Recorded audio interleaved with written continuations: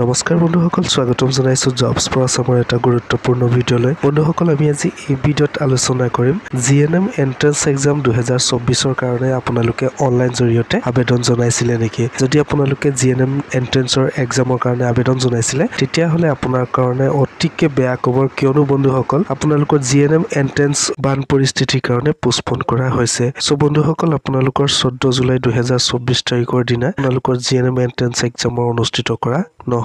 যিসকল বন্ধু বান্ধৱী এতিয়ালৈকে কনফিউজত আছিলে এক্সাম হ'ব বুলি যিসকলে ভাবিছিলে তেওঁলোকৰ বাবে অতিকে বেয়া খবৰ। তো বন্ধুসকল, যদি আপোনালোকে অফিচিয়েল নটিফিকেশ্যনখন যদি চাব বিচাৰে মোৰ ভিডিঅ' ডেছক্ৰিপশ্যনত লিংক দিয়া আছে, তাত গৈ আপোনালোকে ডাইৰেক্ট অফিচিয়েল নটিফিকেশ্যনখন চাব পাৰিব।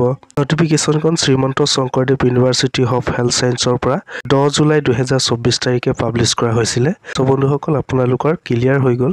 14 জুলাই 2024 তাৰিখে আপোনালোকৰ এক্সাম অনুষ্ঠিত কৰা নহয়। বন্ধুসকল, নেক্সট যদি আপোনালোকৰ এক্সাম অনুষ্ঠিত কৰা হ'ব, ইয়াতে বন্ধুসকল বান পৰিস্থিতি যেতিয়ালৈকে নিয়ন্ত্ৰণত আহিব তেতিয়া আপোনালোকৰ এক্সাম অনুষ্ঠিত কৰা হ'ব, তেতিয়া আপোনালোকক ইয়াত নটিচ কৰা হ'ব।